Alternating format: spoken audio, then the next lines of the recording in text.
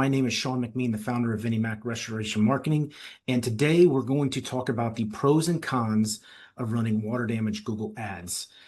If you've ever ran water damage ads or mold or fire damage ads, you probably know how expensive they can be. And today I'm going to talk about the benefits. I'm going to talk about the cons of running them. And we're going to get into setting up all of everything associated with that as well. So let's go ahead and share my screen here. I got a presentation I'm going to walk through. If you have any questions during this, please put them in the comments and I will address them as they come in.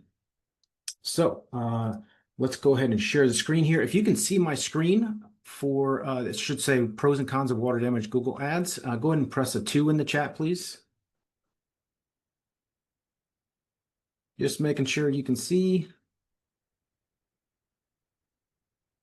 Awesome. Thank you so much. Okay. And again, I appreciate you hanging out here and apologize for the technical issues that we had.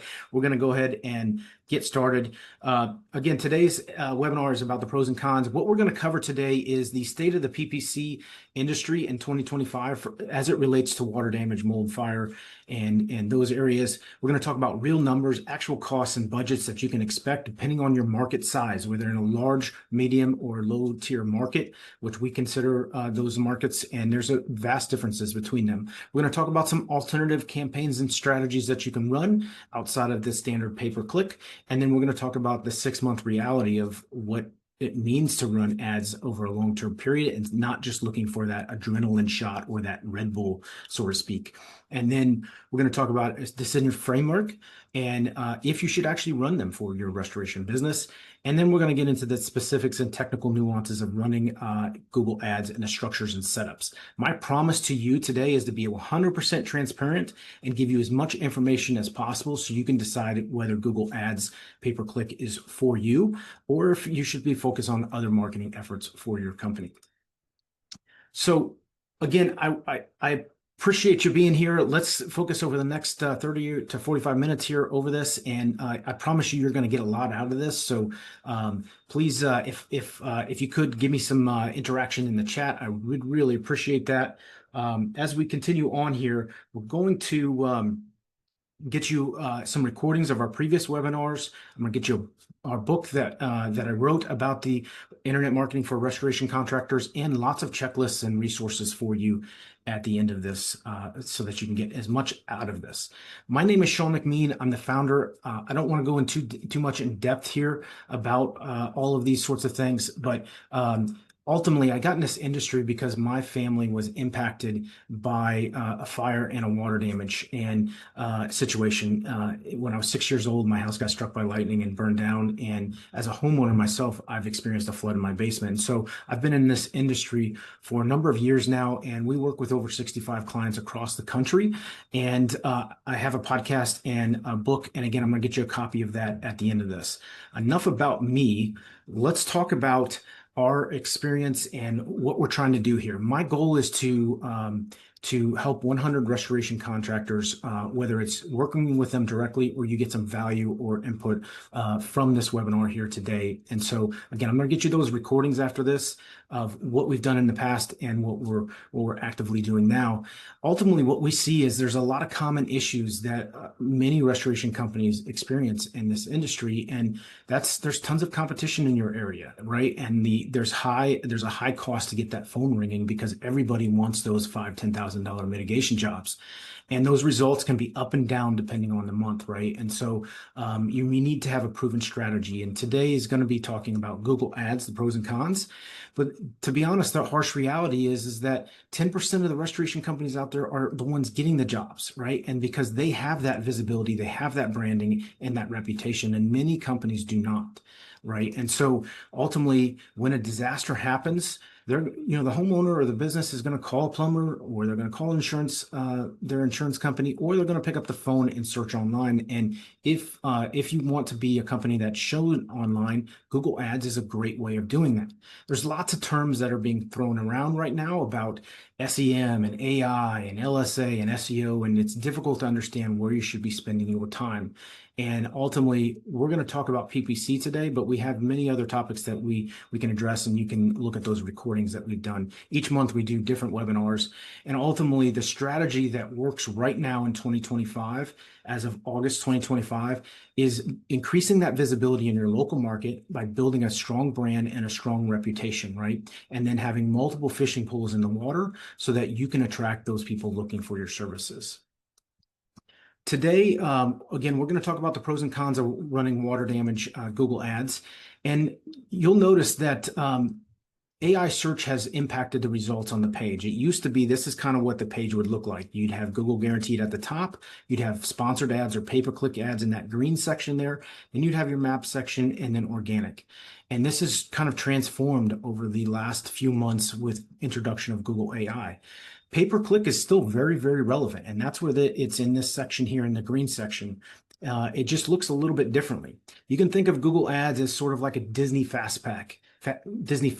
If you ever gone to Disney World, you typically have to pay for that FastPass, and you're going to get that shot of adrenaline. You're going to get that quick ride, right? And then you're gonna move on to waiting in line again, right? And so that you can consider it sort of that way. And it's the ability to scale is really good with Google Ads, right?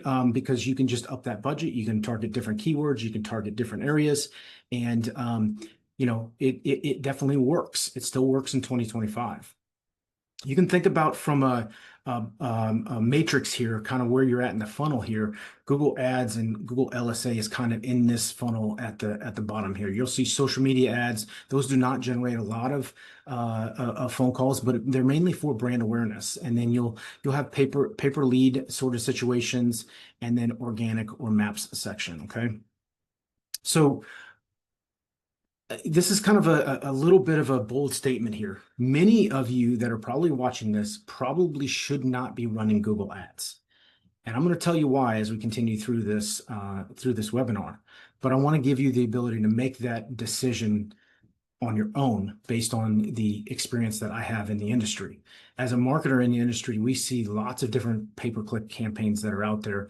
And ultimately, even with the AI changes that are happening right now, Google Ads is not going to go anywhere. And the reason why that is because Google makes a ton of money, right? Unless the government breaks up Google or something crazy happens, Google makes billions of dollars a year. And so that is not going to go away. What's going to change is how you interact with it, how people search on AI platforms like ChatGPT and AI search on Google.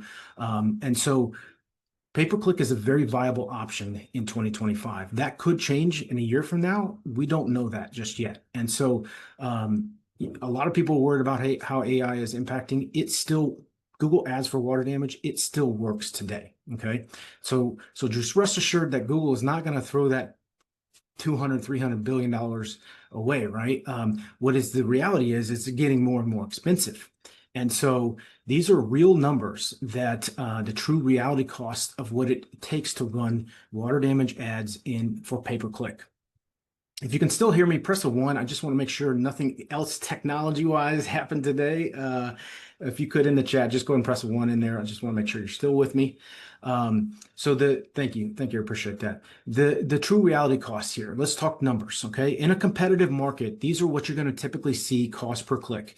Now, these can range drastically depending on the competitors and the number of people in the market, how many lead generation companies are out there, like 33 Mile or Inquiry or any number of the other ones, how many franchises, okay? And so this will give you a ballpark range of what those look like and what a typical monthly budget would look like for a specific market, right? And so there's large franchises spending $500K per month out there, and then there's local competitors ranging from 5,000 to 50,000 even. So there's a large swath of people that feel like they can spend a little bit of money and get big results. And that is not the reality of pay-per-click in 2025, okay? So I just want to give you a little bit of a reality check, what it costs now in 2025, because a lot of times I hear, well, I used to run Google Ads and I'm not getting the same results out of it.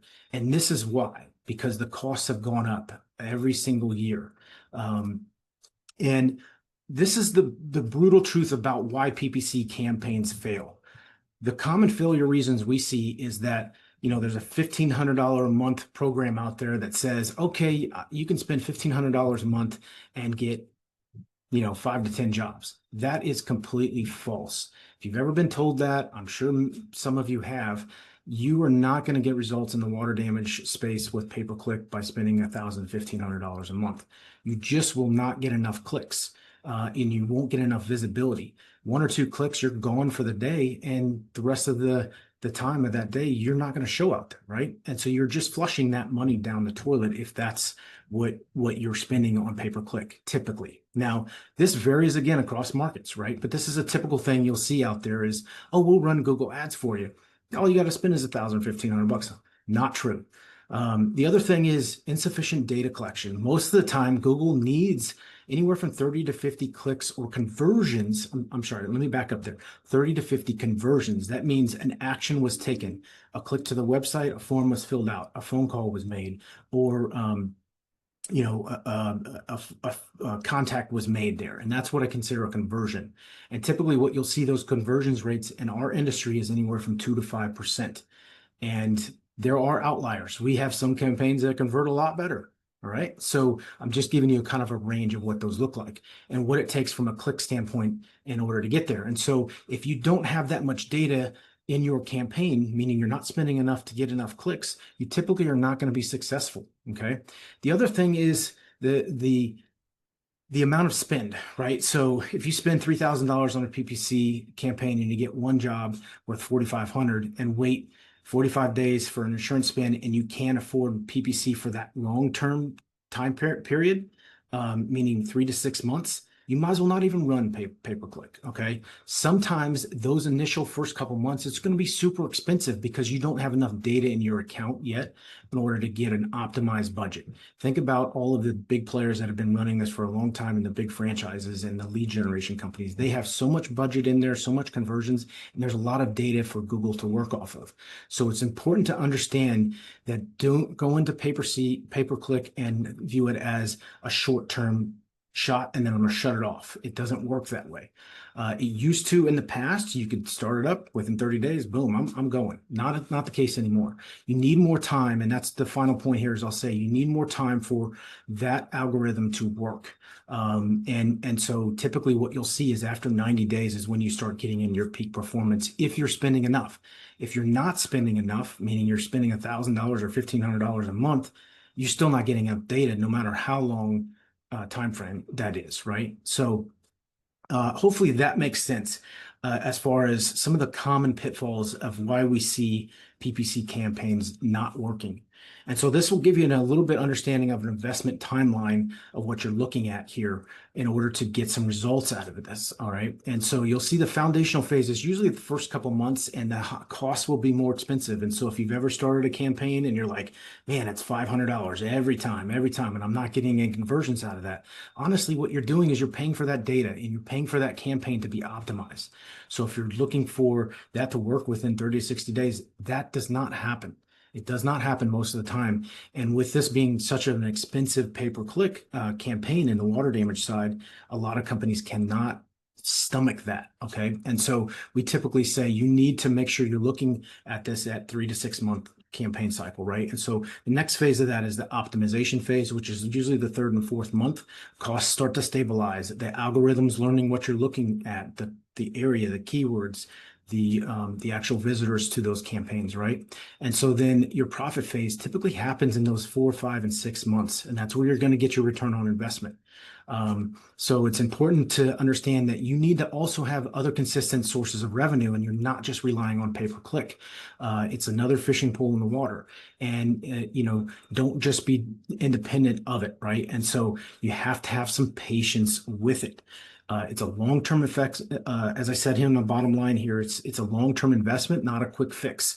And so, treat it as research and development because you're getting that data within that account, your own account, right? And so, that is our estimate there on timelines, right? And so essentially what you're going to see success factors here is kind of these are the budget ranges that we look at is a minimum of 6-month commitment of running them because you need that data, you need that click data for Google to be able to match you to that searcher and have success with it. And so your budgets here are typically set up. This is kind of what we recommend based on competitive markets, mid-tier markets, or low-tier markets.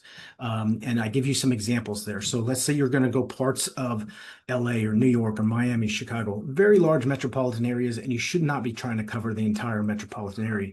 Think about how many restoration companies are in Miami. There's probably 300 to 500. Just depends on how bigger you consider Miami, right?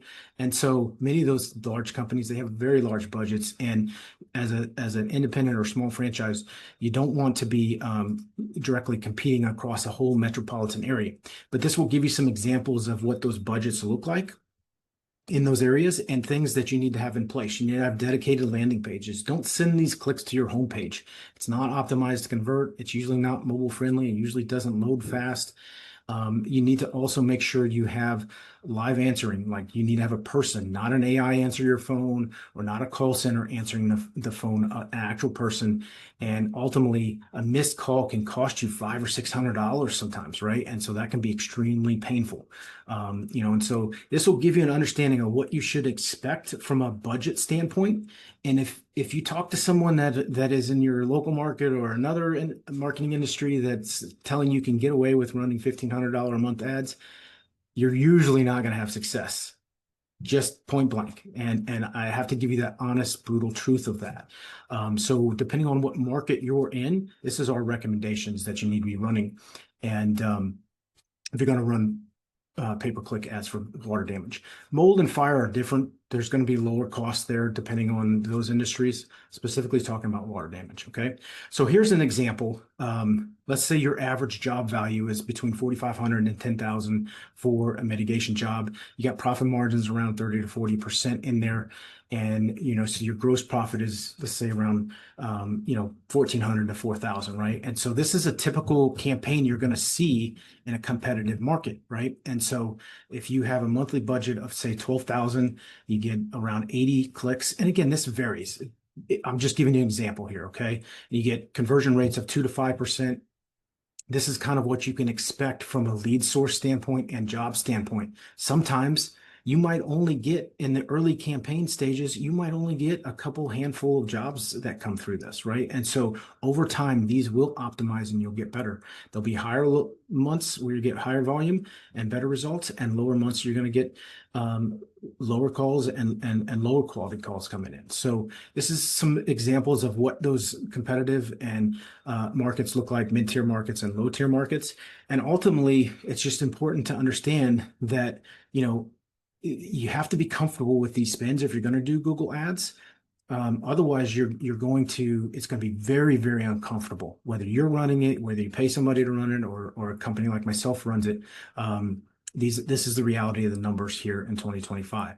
And again, there's varying degrees here, right? So you can shrink that territory down and you can run a little bit less.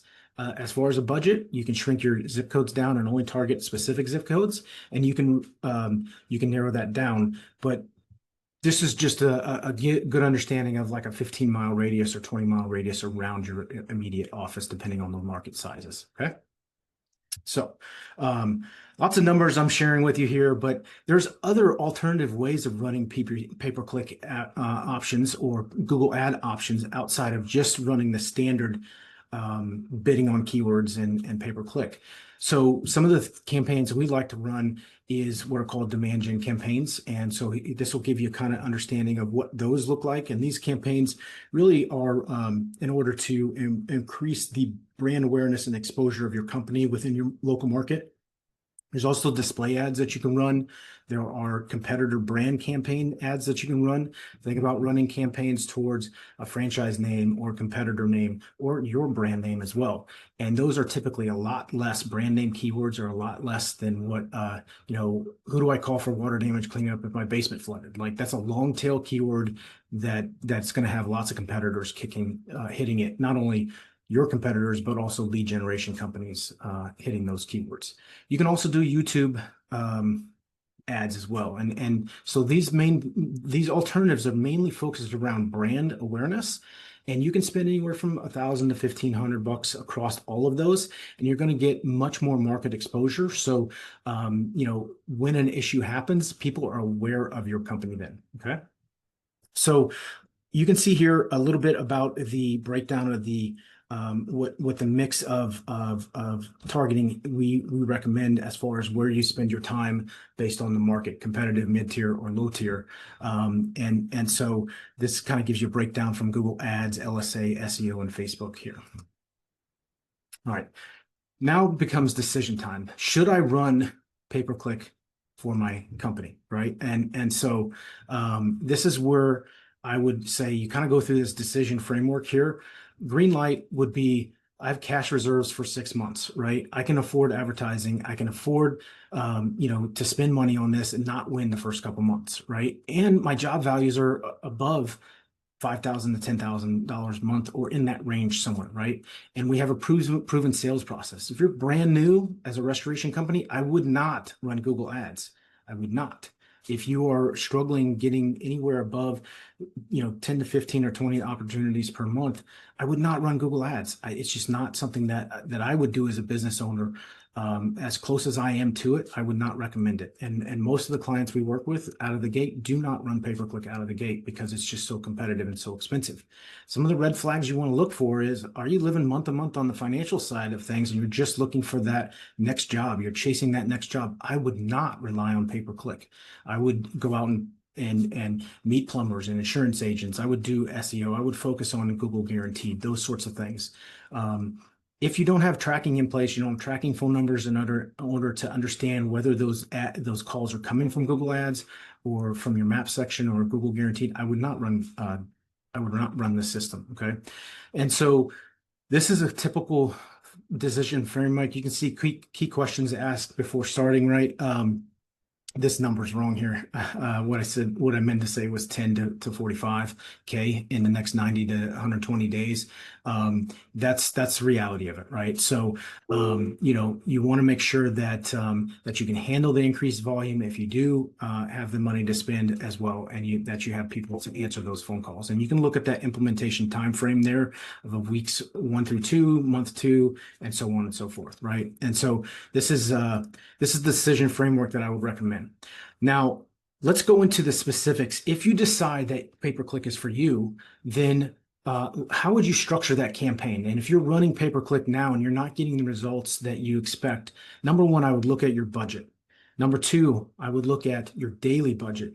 What's your monthly budget? What's your daily budget, right? And then I would look at your cost per click and how you structure those campaigns. I'm going to give you some recommendations on how you can structure these things.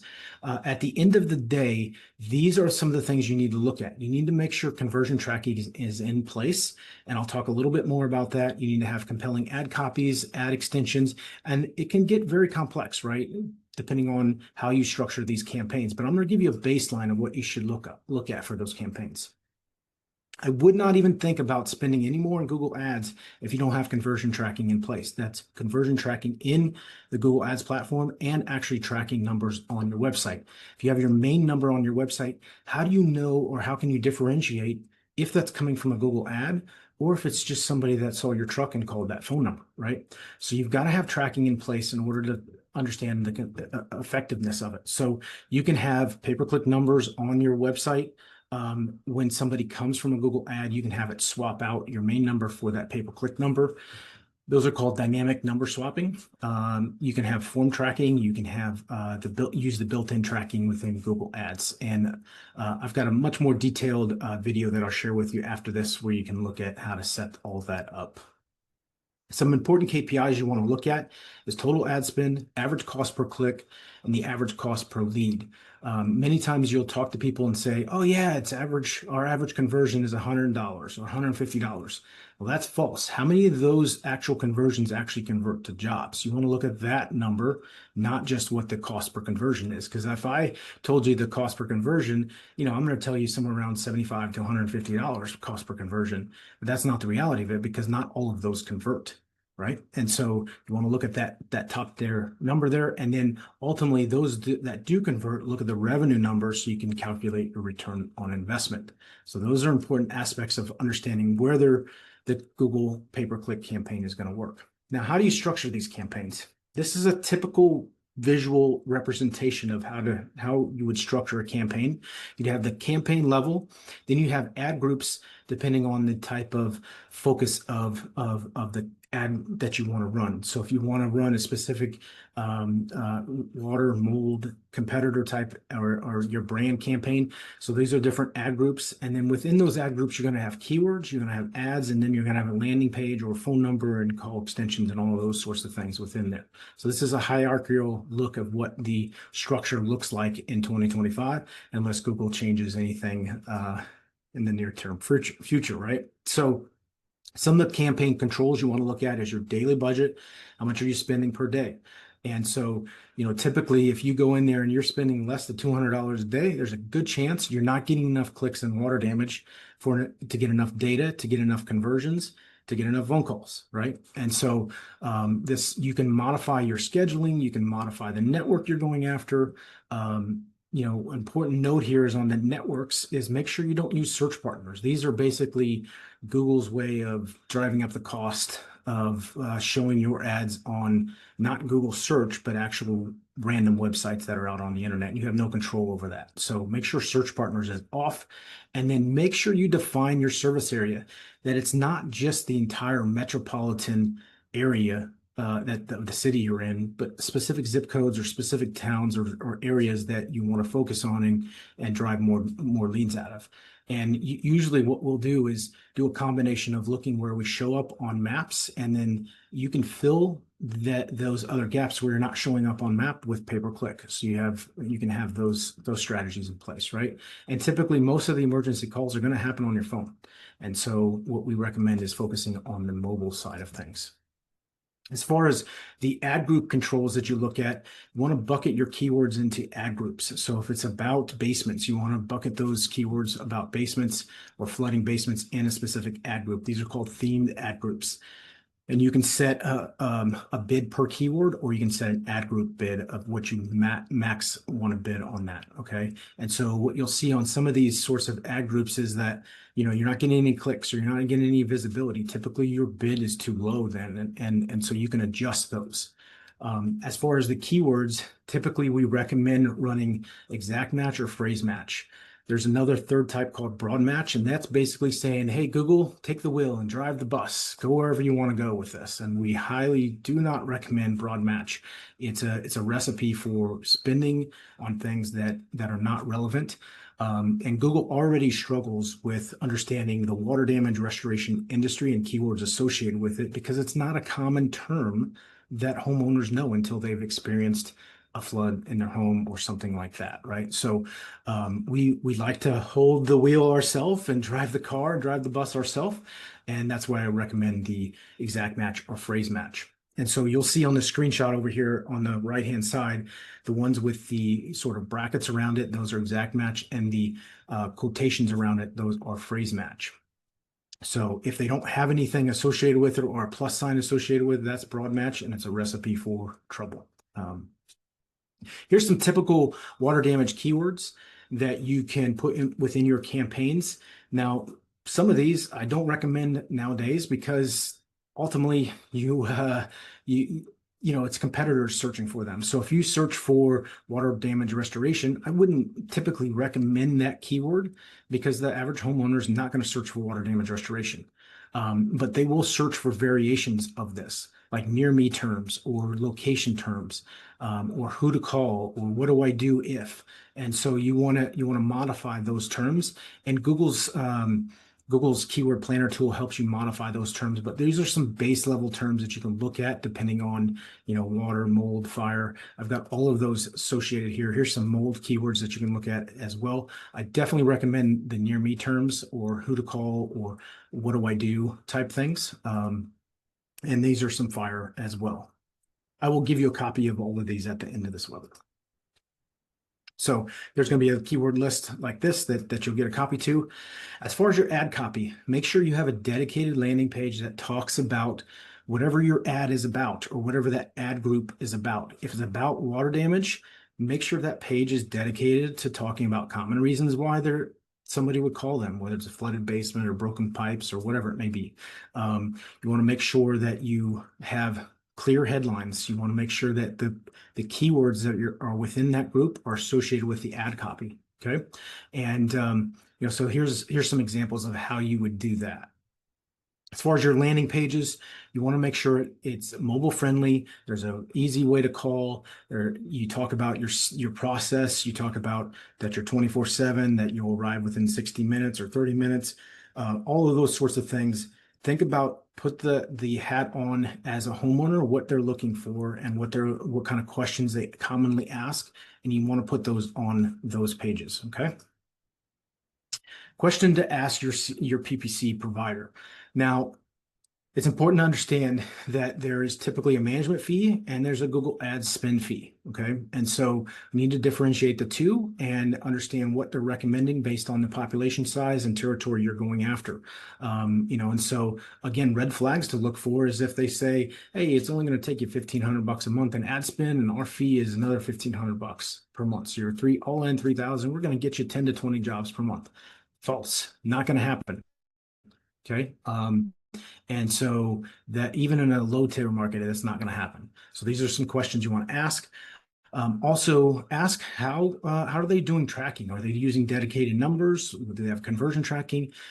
Those sorts of things. And so how do you differentiate between pay-per-click calls versus organic? And so that way you can calculate your return on investment. Other KPIs, those KPIs that I mentioned before about cost per lead, cost per conversion, but actual cost per converted job is what you're looking for. Okay. Those are important numbers because anybody can say, hey, I'm going to get you a cost per conversion for around $150. That's just not the reality of cost per conversion for the job. Okay. So the other thing you want to look at is your landing pages, your structure. How do they set those up? Do you have control of those? Do they do split testing? Do you have ad extensions? And how are you calculating my return on investment? Okay. So those are important aspects you want to look at. Hopefully you got some key insights. I know we had some technical difficulties coming into this webinar here, so there's definitely a little bit smaller audience than typical, but I appreciate you guys hanging out here. Are there any insights that you've got that you would like to, or questions that you have at this point that you'd like to ask for those that are on the session right now? If there is, go ahead and add them to the chat. I would love to answer those questions for you. As far as next steps here, there are a number of projects and things that you can look at. Okay, Marcus, you had a question. What did you think about Bing ads? Yeah, Bing ads are an interesting aspect. Think about it this way. Google is by far the biggest search engine out there, right? And so Bing ads actually aren't that big of a market share. But what's interesting about Bing ads is that Bing ads is typically an older audience, right? And so there's typically homeowners on there because they're going to get their default PC and they don't download Chrome. Most people have a Windows machine, and Bing is your default search engine, right? So the spend or the cost is about the same, but typically some conversion rates are a little bit better sometimes. You're just not going to have the volume that you have on Google, Marcus. So it is an effective strategy and it works. And you can actually copy over the structure that you have on Google Ads into the Bing platform, right? But ultimately the volume is typically not there, depending on the area in the country that you are in. So if you're in Florida, some of those might make sense to run Bing ads there because it's an older audience and they're typically going to have the default search engine, default browser, and hopefully that answered your question there, Marcus. We do run Bing ads and we've had mixed results with it, and so if you're in a very competitive market and you just don't have the budget or you haven't gotten the results you're looking for, Bing ads are a good alternative to test. And honestly, Facebook ads are a good alternative to test. Facebook algorithm has gotten a lot better nowadays. And so you don't necessarily are pigeonholed exactly in the Google ads, but those other platforms are good alternatives. Marcus, did you have any other insights or questions on that?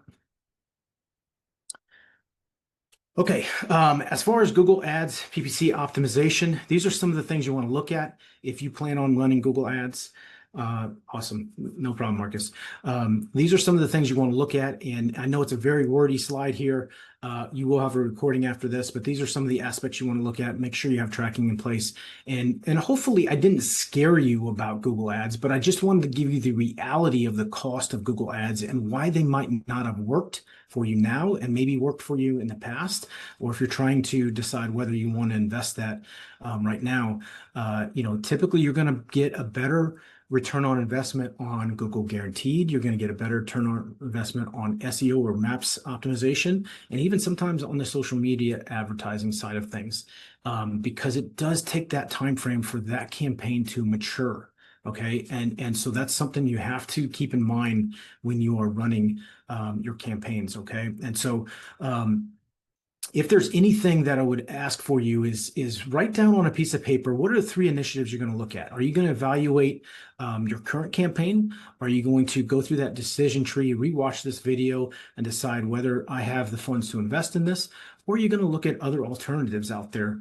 I have many other options on the ads there that you can run outside of pay-per-click if your budget isn't where you want it to be right now.